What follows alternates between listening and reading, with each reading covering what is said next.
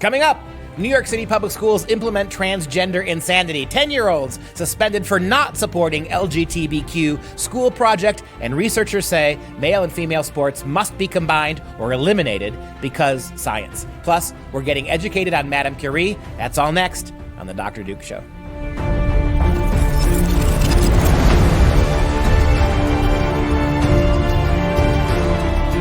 Hello, everyone. I'm Dr. Duke, and this is The Dr. Duke Show. Every week, Katie and I cover those stories impacting K-12 classrooms and college campuses around the world. Greetings to all of our listeners, and if you haven't done so, please subscribe to The Dr. Duke Show audio podcast on iTunes, SoundCloud, Stitcher, iHeartRadio, Spotify, anywhere you can get free podcasts. It's the best way you can support this show. It's free, and you'll be alerted every time we post a new episode. Later in the show, we'll be debuting a brand new episode from our award-winning Heroes of the West series featuring Madame Curie. That should be radioactive. Ha ha ha. So stick around for that one. That was punny. That wasn't that punny. Now, I must also point out that we've been talking to you guys about signing up for the podcast. One of the reasons why I think it's really important to, this week, Facebook, for no reason, decided to shut us down. We have well over 100,000 followers on Facebook, and some of the videos we released this week were actually seen by 18 people or 4 people. So one of the ways that you can make sure you get this content is to go to the podcast. We want to build that podcast up. Yeah, it's a pretty sad day when more people are seeing our videos on my Facebook page than seeing it on the Freedom Project page. That's just a sad day. Let me reiterate that. On Katie's sad little personal website, more people are watching it than the 100,000 plus who subscribed to our Facebook page. That's because Facebook doesn't like conservative content, and Facebook doesn't like an exposure of the radical progressive nonsense that's going on in schools. And to that end, we have a rival. There's one state in the union seeks to become the next California, to out California. And that, to the surprise of nobody, is New York. Not even New York State. These are New York City public schools. The superintendent of New York City public schools is a fellow by the name of Richard Carranza. We've documented his insanity before. Title of this a bit here is New York Public Schools Complete their transgender insanity. In New York City public schools now, Chancellor Richard Carranza is giving the green light to everything from unofficial name changes to unisex school uniforms. So kids can show up at any level from kindergarten through high school in New York City public schools, announce their gender, change their gender without any legal action taken whatsoever, and the school will utterly conform. So if a kid shows up freshman year of high school, and every day from freshman year to high school to senior year, he changes his name, changes his gender, changes his identity. Every single day, the school has to re-record that. And most importantly, Carranza is proposing unisex school uniforms. The progressive left hates school uniforms unless it comes to this. So rather than let boys show up in pants and girls show up in skirts, or rather than let boys show up in skirts and girls show up in pants, what the superintendent of New York City schools is proposing that every NYC school kid must wear a uniform that is utterly unisex. Think about the Starship Enterprise, right? And at the different levels, they could have the different color shirts and the different little ensigns on the breast there. Yeah, but at some point, that would still somehow not be all-encompassing. Even that then would become... I remember Uhura wore a skirt, right? And Spock wore pants. So basically a non-gender specific unitard is what the tards at New York City School Board are proposing for the schools in New York. I say they should just put potato sacks on and call it a day. Because, where do you define then the unisex school uniform? How does that become, what does it mean to if one actual boy wears a skirt and one actual girl wears a skirt, and then they're gonna get in an argument over whose skirt is better? It's gonna become a hot mess. If they put unisex, mandate unisex uniforms, then I'm gonna sit there and say, hey, I'm not unisex, I'm multisex, there right? You go. Or I'm no sex. The argument here that what they're going to try to do in typical fascist style, right? They're going to try to fix the problem of diversity by erasing diversity in the name of diversity. In fact, here's a quote from Carranza. Schools are safe havens for students to develop their passions. and to discover their true identities. And these new guidelines celebrate and affirm all students. Let me point out, moms and dads in New York City, and moms and dads listening across the country, you got a rare candid moment here where a superintendent of a major school district tells you exactly what the purpose of schools is. Notice what he doesn't mention. Doesn't mention reading, writing, and math, doesn't mention getting into college, doesn't mention literacy or career success. What is the purpose of New York City schools? Schools are safe havens, so what we are places where there are no rules, you can be whatever you want, for students to develop their passions, because that's what we want our kids to do at school, learn about their feelings, and to discover their true identities, because heaven forbid, the biological ones they were born with couldn't be true. And these new guidelines celebrate and affirm all students except students who want to show off one particular gender. Any other kid can be affirmed except the person who has a specific sense of what their gender is. If you ever want to know if it's a complete BS statement, which they all are, always look at these statements from all of these people, these progressives, and it's going to be the first half of the statement will be all about the celebration, the safety, the wings. By the end, they're always going to say all students. But they never put the caveat of it's not all students, it's anyone who agrees with them. They're always going to, at the end, say, for all students. This idea, and this is so progressive, right? The idea that feelings are true, unnegotiably true. And truth, reason, logic, right answers, and math, biological gender are all just made up crap used to oppress kids. This is what your public school systems have become now. And it gets worse. It's not just though we're talking about the unisex school uniforms or that they can identify as whatever. Let's talk about the sex ed curriculum that will be taught, because now having boys go talk about things that are going to happen with boys and girls go talk about things that are going to happen with girls, that's a thing of the past. The city thinks that the puberty education classes, as they're being called, must be inclusive and affirming to all genders, gender identities, and sexual orientations. So everyone gets put into the same room to hear about everything. Right, and there's no censor, there's no filter here, right? That what we're doing is radically sexualizing kids, and you're pushing kids to certain sexual worldviews as well. Yeah, and of course, then because we can identify as whatever we want to identify, the teachers and all the students have to bow down to whatever it is you say you are. I have to obey your pronoun wishes, and you have to obey mine, because biology is science, and we don't care about that. To restate what I said a moment ago, utter subjectivity now. Utter subjectivity in terms of science, in terms of math, in terms of biology. Utter subjectivity is the rule of the day in American schools. Why do you need schools?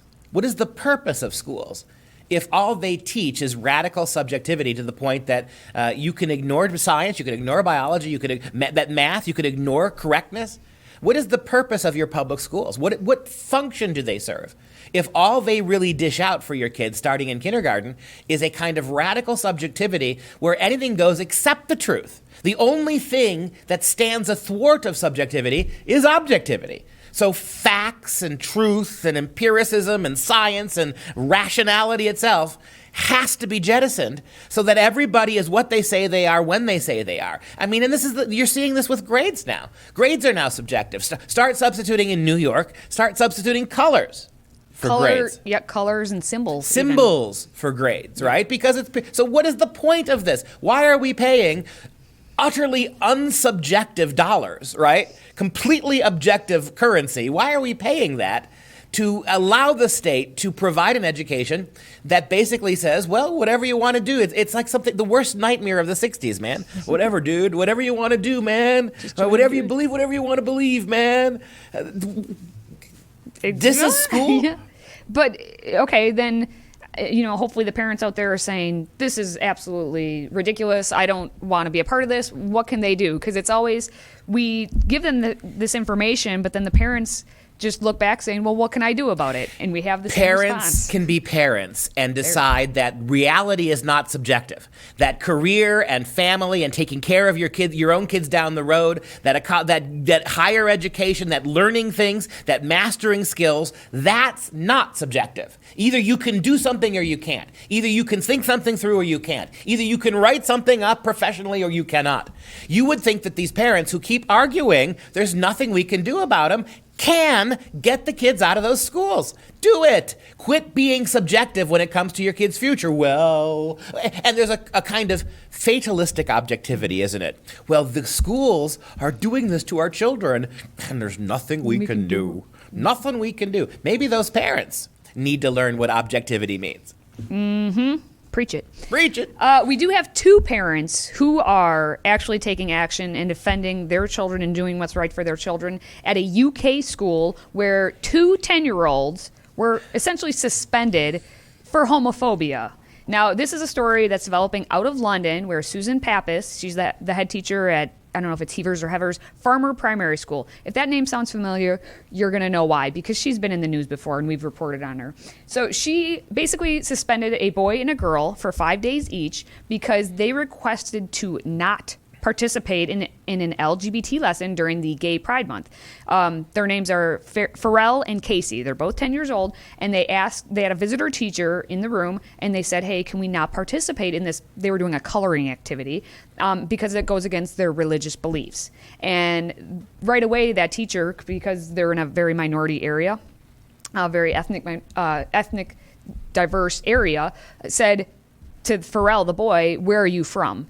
And Pharrell's like, well, I'm of African Jamaican heritage, and my beliefs and people of, from us were Christian and mostly Catholic. And that was not good enough. Not a good enough answer. This 10-year-old tried to defend his faith. And he was told that, and this comes from Pappas, because the students got taken out. Pappas said to both the children outside of the room, how dare you? You are a disappointment to the school. And then Casey, the girl, was kept in detention for 5 hours. Now, there's a reason why UK spells yuck, right? The schools in the United Kingdom, I mean, from the culture that gave us Oxford and Cambridge, it's now descended to this. And I'd like to ask this question before we even get into the racial implications of telling young black immigrant kids that they're a disappointment because they don't see things the way the white schoolmaster does, mistress does. I'd like to ask, why are 10-year-olds coloring? Why are you, we're dealing with, what grade are 10-year-olds? Fifth, sixth graders? No, you'd be fourth and the fifth. Fourth. Why are they coloring?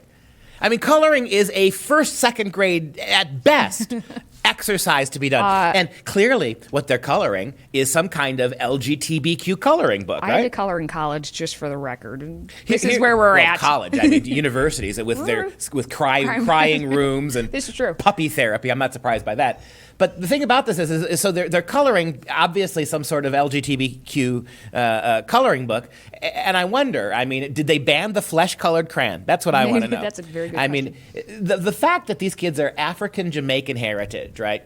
And I wonder if they were African Jamaican heritage and were Islamic kids, I was about to say. But we know that schools just like this. We had a story a couple of months ago about a English school that's trying to force this stuff in Muslim kids, primarily Muslim students, and they're telling the Muslim kids the same thing, that you're bullies, that the Muslim parents, that if you don't go along with what we think your kids should be doing with regards to sexuality education, you're bigoted and you're backward.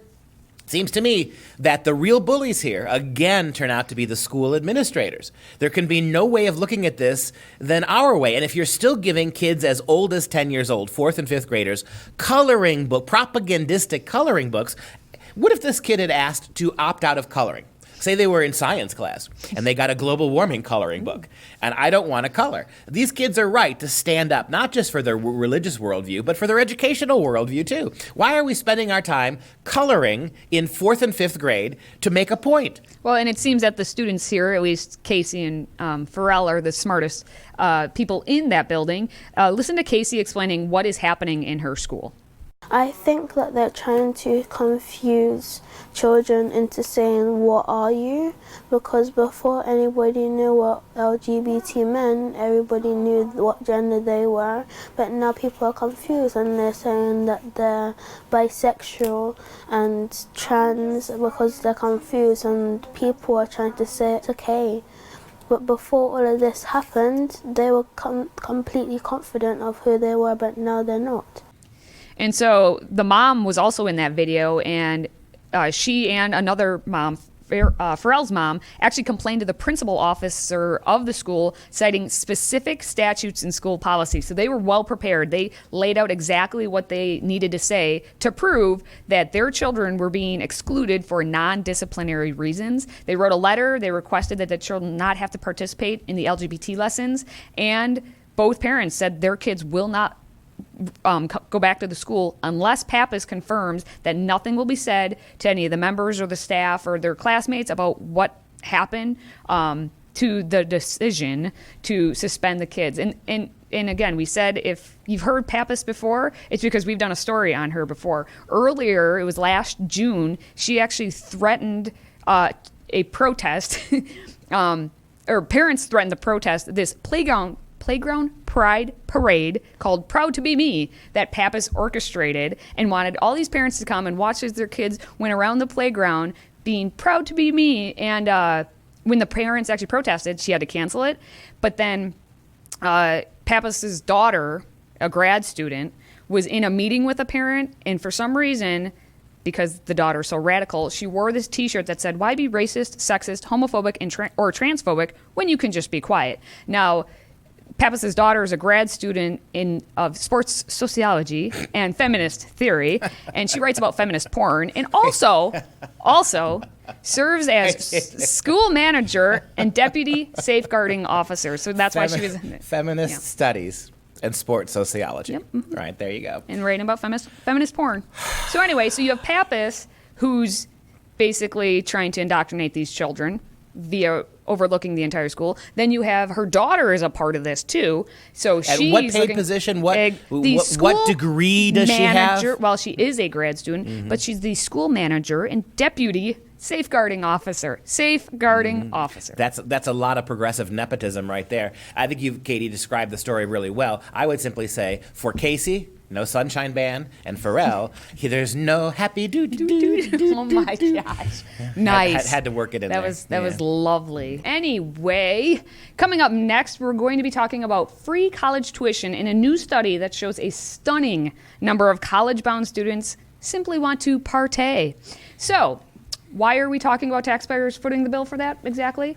But real quick, before we get to that, I want to thank everyone for helping out the Dr. Duke Show and how we're growing. In the last month, we've seen our viewership jump by a whopping 300%. So thank you. We're all so very grateful for what you're doing. As we mentioned earlier, subscribing to the audio podcast on iTunes, Google Play, iHeart, Spotify, and other platforms is the best way to support us because it's not censored and it's still free. But whatever platform you're listening to us on, please like, share, and comment on the stories. If the social media is not your thing, we understand that. Visit freedomproject.com/subscribe to sign up for our free Friday e-blast, and we'll email you the videos and stories we cover each and every week. And finally, just a reminder that Freedom Project Academy, our K-12 classical online Judeo-Christian school, is wrapping up enrollment this Friday, July 19th. So, like now. If you want to get your kids or your grandkids into a Common Core free school that teaches students how to think, not what to think, visit fpeusa.org and check it out. Again, that's Freedom Project Academy at fpeusa.org. And since I've been talking about things that are actually free, we know one thing that is not free. It's very, very expensive, and that is college. And all the students across the nation seem to be in debt. If you've ever gone to college, odds are you have some debt, except me and you, because we're smart. But we took a look at an article out of the Washington Free Beacon, and they actually took the time, this was so brilliant, I think, to ask 41 congressional Democrats, all who owe student loan debt, whether or not they would support making themselves ineligible for this taxpayer-funded debt forgiveness. That's the newest proposal that's out there. And not shockingly, out of all 41, how many do you think said, you know what, yes, I will make myself ineligible because that just seems a little too self-serving? Yep, all one of 41 actually who owe student loan debt said they'd actually say, I'm going to be exempt from this forgiveness. And I want to give some credit out to that lone soul. Yeah, I want to know. His name is, he's Representative Darren Soto of Florida. So thank you. Democrat or Republican? Democrat. Because this is the 41 Democrats. Democrats, right. Yep. So Darren Soto, you did something good today. Now, this forgiveness program that we're talking about, it's called the College for All Act of 2019, and our friend Bernie Sanders. So we always talk about what has Bernie Sanders done in his time in office, and we can never think of a single piece of legislation that he has done. I mean, none of them are successful, but this is one he's putting out there and trying, I guess. So College for All Act of 2019. It's Bernie Sanders. Ilhan Omar is a sponsor, and Pramila Jayapal. It's actually the first legislation that was proposed that would cancel all that student debt, which is up to, 1.6 trillion, I think they said at this point. And it would cancel it regardless of how much income you actually have.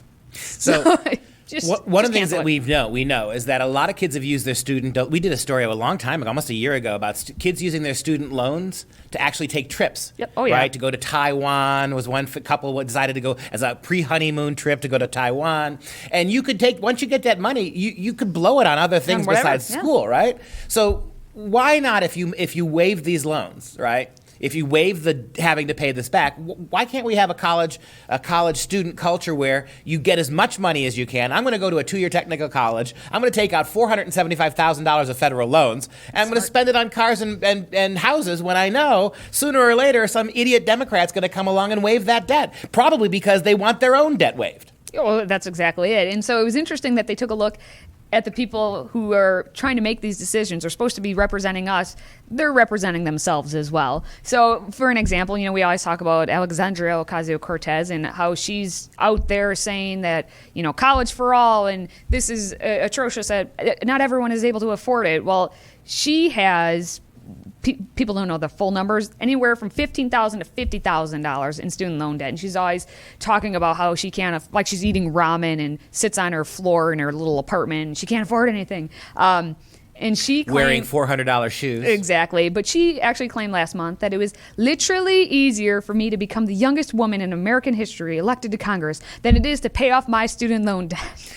So these are the people. AOC has a rare gift that she can simultaneously gripe about how hard she has it while bragging about how cool she is. Oh, absolutely. How much privilege she has while having so many sad stories. It's an amazing thing she can do. Well, she does her Instagram live stories bemoaning how awful this country is while she's sitting there actually putting together her IKEA furniture. She's like, okay, guys, I'm back to put my IKEA furniture together here in my apartment, which costs more than probably my mortgage is easily. We should also point out that no Republicans, including the 22 with student debt, are expected to support Sanders and Warren's proposal here. Yeah, because Elizabeth Warren has her own proposal that came out about she would cancel, I think, $50,000 worth of debt if you make less than $100,000 a year, and then it would be incremental and all this. So basically Sanders and Warren and all of them are trying to compete to appease those college kids. Maybe with Elizabeth Warren's proposal, we can use wampum and beads to pay for college. I think that would work. You're right, and this way we'd have a nice sort of eco-friendly Native American kind of exchange system that's much less patriarchal. I think it would be. I'll get on board with that. Vote for Warren. Okay, well, it's no shock then when we take a look at how the Democrats are pushing all this free college. What are those kids doing with that money? Is the segue. Go ahead. So while we have the Democrats saying free college for all because it's a right to go to college, a study shows that actually many of the students who go to college, they just want to partay because you know what comes before Part B? Part A. That's always my favorite joke. All right, so we want to get rid of debt. We want to make college free for all. Everyone deserves it. It's a human right. And basically, this study that was conducted by the Nizhnik Behavioral Health, NBH, surveyed more than 1,000 college graduates on, hey, what influenced your decision to attend college? Now, of course, they're going to say my education. But interestingly, 27% of them said the motivating factor is partying. And they define partying, so it's not like, well, my version of partying is sitting home on a Saturday night watching, Shakespeare or something. They define partying as a social gathering with friends where excessive drinking or drug consumption was present. 27%. That's why they're going to college. Yeah, and that's the case. We just mentioned this in the previous story, that if the purpose of college is everybody has to go to college, if you make college free, what high school graduate's going to say, I'm not interested in studying, I don't want to learn, but I got a 4-year free ride at the local college where I'm surrounded by kids my own age, I don't have to pay for anything, and there's lots of screwing and drinking going on. A lot of it. Who's going to say no to this? Meanwhile, what you've done by this stupid scam of college for everyone is you've set up a situation like this, right? That if you want to go and just hang out on the government's dime for 4 years, doing nothing, blowing things off, not attending your classes, you have every right to do that and participating. And what you're doing is you have completely and utterly driven a college education basically to the equivalent of a high school education, right? Absolutely. One more thing we have to do, someone else is going to pay for it, we don't have to take it seriously. It becomes a rite, a sexual, social, binge drinking rite of passage that has nothing to do with the business of actually learning things. And it gets a little bit deeper here when you think about, then they did question them too, and found that 29% of these students then have fake IDs. So it's not only, oh yeah, I'm going to go and party. They have that peer pressure then, well, I got to get into the places where this partying is happening. So 29% of them have fake IDs, and more than half of those who have them said that partying is the reason they want to get the fake ID so they can get in, which makes sense. And 71% then said their partying levels increased at college. So all of this, they're put in this incubator and basically look around and that peer pressure, that's what's going to happen. So it's setting them up for failure in life later on. And this is one of those things where this is the next social justice cause on college campuses. If we're giving actually illegal immigrants, alien citizens who don't have a legal right to be here, legitimate identification cards and driver's license, why are we demanding that our poor college kids have to get fake ones? No, that's a very good point. If fake citizens are getting real IDs, why are poor suffering college kids who have a human right to go to college, why do they have to use fake IDs to buy booze? It seems terribly, terribly, terribly un-American. In the name of equality, everyone must. That's the new that. social justice movement. I do like that they included a couple respondents' answers of a couple of these partying kids, and I'm guessing you can do a better mockery. Blutarski? But one respondent said, I got hungover before a final, and I went from an A in the class to a C since I did so badly on the final because I had been drinking the night before. And another respondent said about their drinking and partying, they reported having stayed out so late and being so hungover the next morning that she had missed a final and failed the class. Now, please tell me, in all your years of teaching, that you have gotten some sort of excuses about, man, I couldn't make my final because something. All right, this is a true story. I was teaching in Tennessee, and I had a kid whose initials were JJ. I will simply say that. I won't say his name.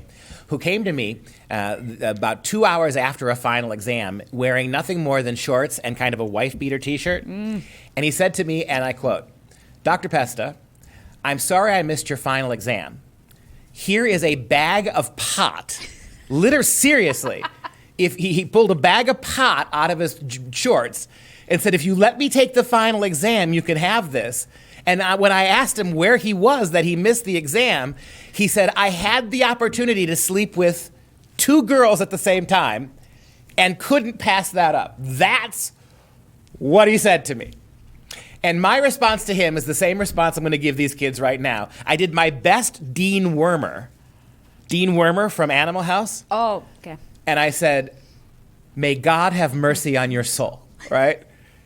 This is a true story. You cannot make this up. This is the same kid, by the way, who brought in bottles of champagne and vodka to try to bribe some of his other teachers whose classes he was failing. All right, well, tell me a little bit about what some researchers in New Zealand actually found out about gender, the gender binary, and what it means with competing in sports. All right, this is a very, very big story, and it's almost too big of a story to have left for last place, Mike, when reality says the consequences of this are going to be pretty severe. We now have, and it was inevitable, right? We have 2 quote-unquote researchers for New Zealand, and I would love to see the research methodology of some of these talking head sociologists. Researchers from New Zealand's University of Otago proposed to ditch male and female sports teams in order to facilitate the participation of transgender individuals. So the point that they make is basically, culture has moved beyond boys and girls sports. We have to get rid of them in the name of inclusion. Their study is called, quote, Trans Women in Elite Sport, Scientific and Ethical Considerations. Somehow, I think the science in this one's going to be pretty low and the ethics pretty perverse, but it was published, not surprisingly, in the Journal of Medical Ethics, and it proposes replacing specific men's and women's sports with an algorithm that takes into account gender, identity, socioeconomic status, and physiology. How are those algorithms at Facebook and Google doing for you guys, right? How fair and just are those? How scientific is Facebook's algorithm that allows our 120,000 followers to see only 4 of them to see what we put forth? We're going to trust algorithms here. And notice, in order to play sports, get rid of men and women's teams, and we'll have just teams. And we will not let let this sink in. We will not let athletic ability be any of not one of the major factors we use to decide who gets to play. So you no longer have a men's or a women's basketball team. You just have a basketball team. And academic ability, jumping ability, dribbling ability, shooting, scoring, basic ability has nothing to play in this. Our algorithm is going to take into account your gender identity. So in other words, if you're just a boring 7-foot-tall black dude, that's not nearly as diverse as a 5-foot-4-inch white guy who thinks he's a woman. So gender identity, socioeconomic status, right? How does that come into play at all? Apparently, the poorer you At are, all. the more right you have to play, right? There it is. Gender identity, socioeconomic status, and physiology, right? Where they look at your body chemistry. If you're a man and you're who thinks he's a woman, are you taking hormones? What's the percentage of testosterone in your body? This is the kind of stuff that remember when you used to have to actually try out for sports? Oh, back in the day. You remember when and there were cuts? You had to catch a ball. Well, there are cuts. This isn't getting rid of cuts. You're cutting the athletic kids. You're cutting the men who know how to tackle. What are you cutting here? You are cutting entire swaths of the population because their hormones are too one-dimensionally male. It is unbelievable. And the thing is, okay, so what's been happening, though, if you look at all the sports where you've had these trans athletes come in, it's always the sports where it's direct one-on-one competition. So you run faster than the girl, or if you, in wrestling, you pin the girl.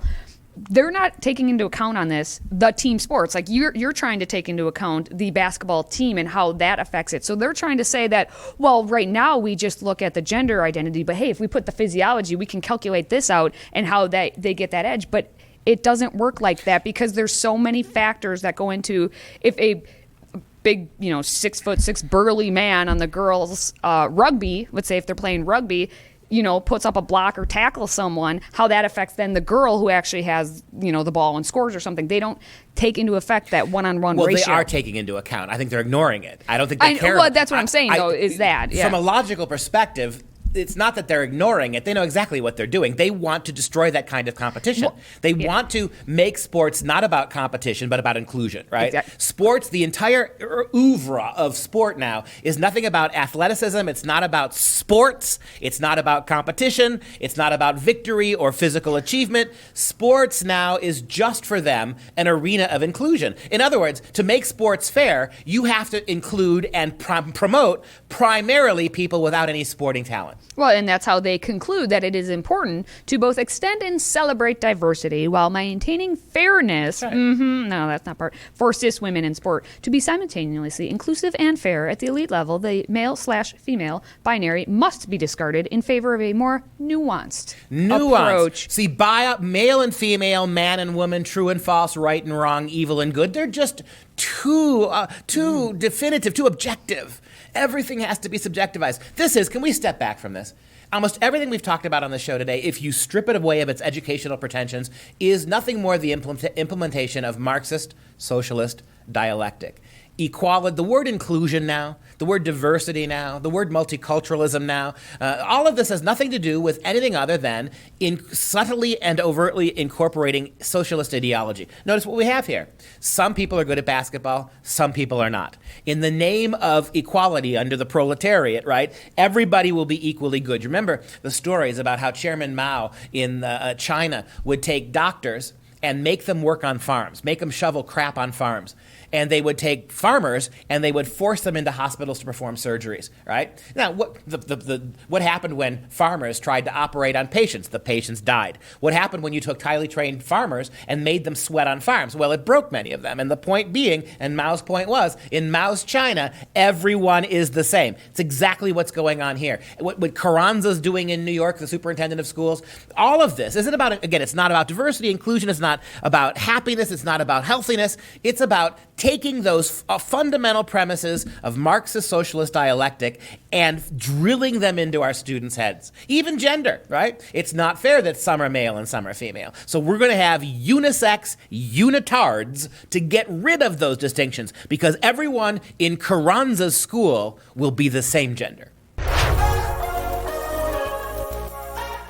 Welcome to Extra Credit, brought to you this week by science, or I guess the lack thereof. If you want to know how to spur interest in science, just cross-dress, says a physicist and PhD student at the University of Zaragoza in Spain. Mario Pele Fernandez launched the Sassy Science Project as a YouTube series to encourage LGBT students get involved in science, technology, engineering, and mathematics. Performing in the lectures as Dr. Sass, he says he is trying to find a language that was targeted specifically at minorities, which is clear because he's not targeting specifically at science. So he wants more minority representation in sports, so he dresses as a woman. Nice. And since we like science so much, make sure to head to Chicago's Field Museum, which insists they use gender-neutral pronouns to address their T-Rex. The museum for the past decade has been home to Sue, one of the most complete and largest Tyrannosaurus Rex ever discovered. But since it's so trendy, Sue will now use they, them, theirs on Twitter and during tours. Let's just go back to when Sue was alive, when science still mattered. Maybe they've got a point in this case, because Sue's little Tyrannosaurus arms were too small to be able to reach down and feel what she was. Speaking of dinosaurs, an emeritus professor from the University of Washington is saying we must do our part and save the world by having one less child. That, quote, by choosing to reproduce, you're responsible for some fraction of the carbon dioxide emissions of your children and grandchildren and all their descendants. This is your carbon legacy. Stephen Warren published those words in the Seattle Times and suggested that having just one less child is the best way to reduce CO2 emissions. Sounds very Planned Parenthood-esque, if you ask me. My view is, why not let the little kids live, and let's start eliminating emeritus professors one at a time. I think that would save a lot more CO2. We do have one university out there saving the world, one less magazine at a time. Georgia State has canceled its summer magazine distribution of the controversial Urbanite, printed by the Signal campus newspaper, to avoid using paper as much as possible. But the newly appointed vice president for student engagement and programs basically confessed that the university didn't want the content of the magazine, which includes advertising for alternative jobs such as stripper, sugar baby, and marijuana dealer, to be distributed at the upcoming student orientation. So today's lesson is to save the earth by making strippers unemployed. Using global warming and climate change to stifle people's freedoms? I never thought that would happen. And that's your extra credit for the week. Now, if you have any comments for these stories or want to suggest something, please head over to freedomproject.com/askduke. And we're going to wrap things up with some real education today. And we're going to take a look at our award-winning series, Heroes of the West, featuring the great scientist herself, Madame Curie. Enjoy.